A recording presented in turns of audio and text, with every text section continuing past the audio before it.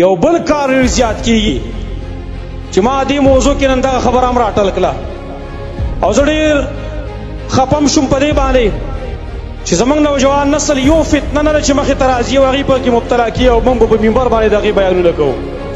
یو فتنه ده چې د هغې موږ وضاحت وکړو. یو غټه فتنه بله هغه را پیدا شوې ده اوس. کیدای شي زما په دې خبرو باندې خلک خپم شي، که بهر څوک اوري کیدای شي هغې هم پې خفه شي چې تا تیزي وکړه زه یې تېرې وکړو.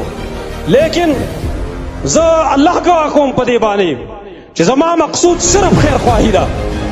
که څوک دغه کار کوي دې ما ته هېڅ نقصان نشته دی، راته فایده شته دی، او که څوک یې نه کوي هم ما ته څه فایده نشته دی. وما علینا الا البلاغ، زموږ په ذمه باندې صرف رسول دي. هغه دا شوي 2014 نه یو ډرامه جوړه شوې ده. هغه ډرامه ډېر په عروج باندې اوس روانه ده او د هغې ډرامې نوم دی ارتغل ډرامه. ارتغرل لیکو ارتغل څه شی دی؟ دا د ترکو په تاریخ باندې په دولت عثماني باندې دا ډرامه جوړه کړی شوې ده او د هغې تقریبا څو سیزنه دي او څه د 500 ټریکه سیوا او په هغه ډرامه کې ډېر خلک مبتلا دی. زه خو عام خلک نه یادوم، یوازې زه په افسوس سره دا وایم دینداره طبقه خاص کره خلک چې د علماو لیبلې په ځان باندې لګولی دی، هغه خلک هم په دې ګن کې مبتلا دي، په دې غم کې مبتلا دي. پای کې زیات وخت هم وکړه، ټیم یې په هغې باندې ضایع کو او دومره نشه لري، دومره نشه چې کله یې سړی شروع کړي وایي بیا ترې صبرېږي نه وایي. او دومره نقصان پکې دی چې بله ورځ یو قاري دی د قرآن وایي هغه ویل چې دومره غټ مصیبت دی چې زه پې اخته شوی وم اوس په دې رمضان کې، نو ما به نور کله سپاره 2 سپارې تلاوت کوو، اوس دغه ډرامه ګورم نو د پېشمني پورې دې ډرامې ته ناست یم زه، د پېشمني پورې. او یاره یو وایي څه شی دی؟ وایي دا اسلامي تاریخ موږ ته ښیي. سبحان الله، زموږ تاریخ ډرامو ته پاتې شه. په ډرامو به اوس موږ خپل تاریخ زده کوو. که ته تاریخ ګورې راشه وګوره د تاریخ کتابونه، البدایه والنهایه د ابن کثیر اردو کې هم چاپ ته خیر دی، که ته په عربۍ کې ده. تاریخ طبري د ابن جریر وګوره، الکامل د ابن العصیر وګوره، تاریخ ابن خلدون وګوره، المنتظم د ابن الجوزي وګوره. دا نور کتابونه د تاریخ هغه مطالعه کا، تا ته په خپل اسلامي تاریخ پته ولګي. او ډرامو ته خبره راله. بلکې زه ډېر په افسوس سره دا وایم چې بعضې مدارسو کې بعضې علما د دې ډرامې ترغیب خلکو ته ورکوي چې دا وګورئ د دولت عثمانیه او پای کې نقصان څومره دی زما وروڼو، نقصان د هغې وګورئ. اگر چې پای باندې ډېر علماو ردونه لیکلي په ډېر په تفصیل سره تاسو په ګوګل کې سرچ کولی شئ. زه تاسو ته غټې خبرې د هغې ذکر کوم. اول نمبر په دې کې غټ نقصان دا دی چې په دې ډرامه کې د واده نه مخکې د عشق معشوقې باز شروع دی. یو هلک عاشق وي، بله معشوقه وي، عشق معشوقه پای کې شروع وي، د یو بل سره د محبت اظهار دا خبرې پای کې شروع وي. یعنی زمونږ نوجوان نسل ته د نه واده نه مخکې د عشق او د معشوقې درس ورکېدلی شي چې عشق معشوقه کوئ خیر دی.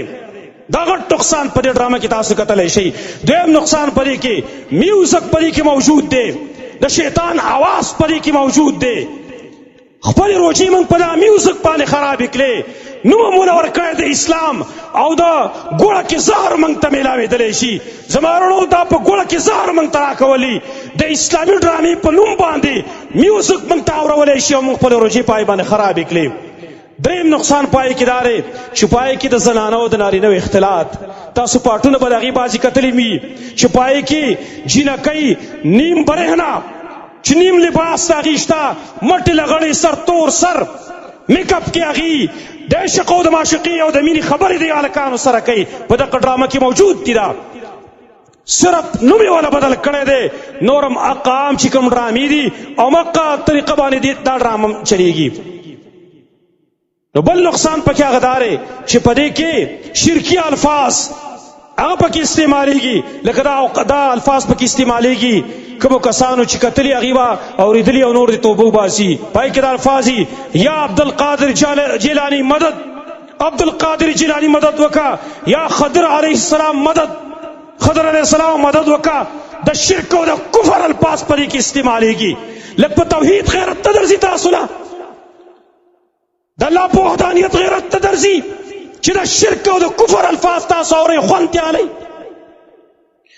بل نقصان پای کې دا دی چې پای کې مخکې یو مولا تیر شوی یو بدعتي او ملحد ابن عربي هغه پکې د ولی په شکل باندې پیش کړی چې دا ولی الله دی او هغه په یو ځای کې ناستي او کشف ته کېږي چې ارتغل ته به تکلیف تیر دي ځینې کسان پسې دي د کشف خبرې پای کې د غیب دانۍ ابن عربي ته پیژنې ابن عربي څوک دی ابن عربي په باره کې امام بقائی مستقل کتاب لیکلی دا په کفر باندې چې د کفري عقیده وه کتاب یې لیکلی فصوص الحکم الفتوحات المکیه عام ملاویږي اوس اردو کې هم چاپ شوی دی او پای کې هغه الفاظ سوی دا ټول کائنات الله دی نعوذ بالله او الفاظ سوی العبد رب والرب عبد فلا ادري من المكلف بنده خو رب دی او رب بنده دی ما ته پته نشته چې مکلف څوک دی په دې اعمالو صالحو باندې ابن عربی آکسته شیخ الاسلام ابن تیمیه دا مجموع الفتاوی ما راوړل دي لپاره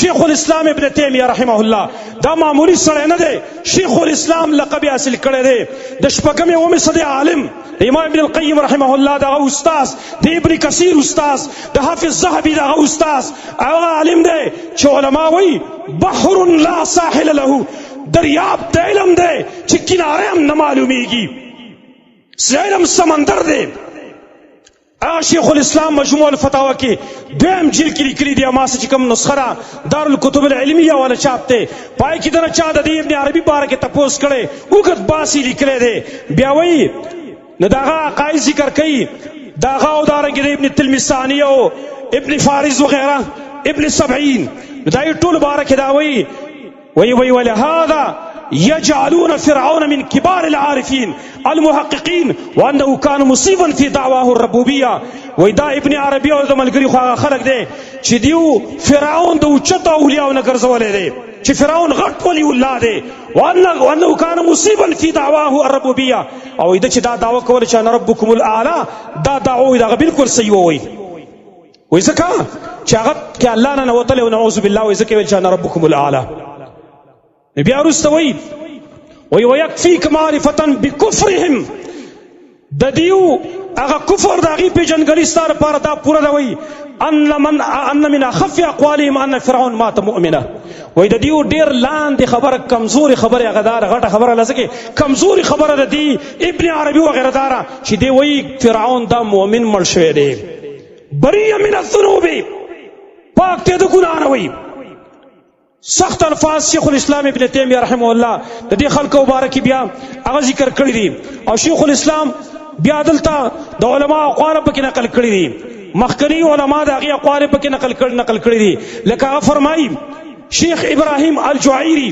الجعبری دا یو کس دا مبارک وایي شیخ الاسلام وایي ده وویل او دا شیخ ابراهیم الجعبری دا کس دی چې د ابن عربي سره ملاقات شوی نو شیخ الاسلام وی کما قال شیخ ابراهیم الجعبری لما اجتمع بابن عربی صاحب هذا الكتاب وی ابراهیم الجعبری وی چې کله د ابن عربي سره ملاو شو هغه ویلیو چې دا ولدي فصوص الحکم داری مصنف ته وی رأيت شيخا نجسا دا یو ګنده شیخ مالی دلیو یکذب بكل کتاب انزله الله وبكل نبی ارسله الله ابن عربی هغه کس دی چې د هر کتاب چې کوم الله نازل کړی په هغې کفر ته کړی دی او د هر یو نبي تکذیب ته کړی دی دا د ابن عربي حقیقت دی او دا په ارتغل کې ښیي موږ ته ولی الله ته جوړ کړی دی د الله خاطر وکړئ لږه د الله نه ویرېږئ خپل دین هغې نه ډک وسله مه جوړوئ چې خپل دین تاسو په ډرامو پسې منحصر کړه او په ډرامو به خپل تاریخ او سیرت موږ اوس ګورو ټول ټیمونه په دې باندې ضایع کړه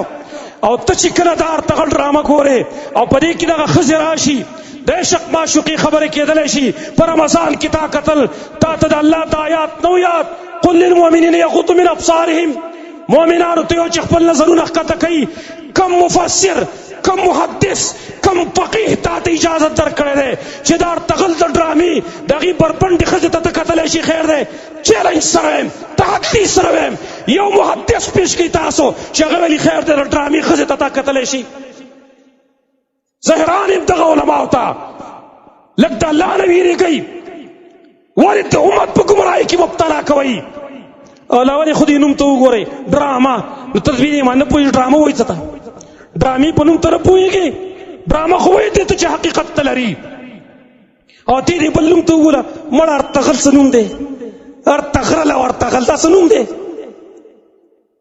او دا ټول دروغ دی پدې کې. اور تغل په کومه زمانہ کې تیر شوی تقریبا دولت عثماني دا نه 20 سال مخکې وفات شوی دی. خپل اوقات په دې مخربوي. لکه الله نه ویره کې موږ سره چند ټیم پاتې دی، لک وخت موږ سره پاتې دی، ټیم ختمې دواره دی. موږ ډېر غټ سفر کړی د الله طرف ته. دا لک ټیم لک چند منټونه موږ سره پاتې دي. دا موږ د ارتغل په ډرامه باندې یا په پب جي ګیم باندې موږ خراب کړل. لږ د الله نه ویرېږئ. ما ته پته ده چې ډېر خلک به په دې باندې خفه کي. یاره جي دا خو د ترکو تاریخ اسلامي بیان شوی دروغ ولوی، کذاب او مفتري. په حاشیه اوریاني پکې ښی وایي دا وایي تاریخ دی. وایي ته د تاریخ شوقي لاړ شه بار کتاب والا هلته وګوره. هغه د علماو تاریخ هغه په دا کې شته، په اواز کې شته، وګوره هغه واوره هغه په خپله باندې. ته لاړې ډرامو ته مزه تې اخلې. تا ته د یارانې چل ښایي په دې ډرامو کې، تا ته د قتل و غارت چل ښایي په دې ډرامو کې. لہذا اعتکاف ته ناست یې او ته د ارتغل ډرامه ګورې. ته رمضان روژه تا نیولې ده او ته د شپې دا ډرامې ګورې. مړه تا له حیا نه درځي؟ ته شرمېږي نه د الله نه؟ خو شیطان د خلکو سترګې داسې پټې کړي دي چې د اسلامي ډرامې په نوم باندې فحاشیه اوریانې او بېدیني ګوري. لږ د الله نه ویرېږئ. لہذا خپل اوقات مه ضایع کوئ. الله رب العالمین سوال دی چې الله رب العالمین باندې د آخري عشره دا په ښایسته طریقې سره تېره کړي. الله دې موږ توفیق راکړي چې موږ په دې کې خپل الله خوشحاله کړو، خپل الله پکې راضي کړو. د دې بېهوده ډرامو نه، د دې فلمونو نه، د دې ګانو نه، د دې ګیمونو نه ډېره موږ خپل لاس محفوظ وساتو. او دا یو څو ورځې دي چې په دې کې خپل الله خوشحاله کړو چې بیا په آخرت کې هلته شرمېدلي چېرته ولاړ نه یو. الله دې موږ د آخرت د شرم نه محفوظ وساتي. اقول قولي هذا واستغفر الله لي ولكم ولسائر المسلمين.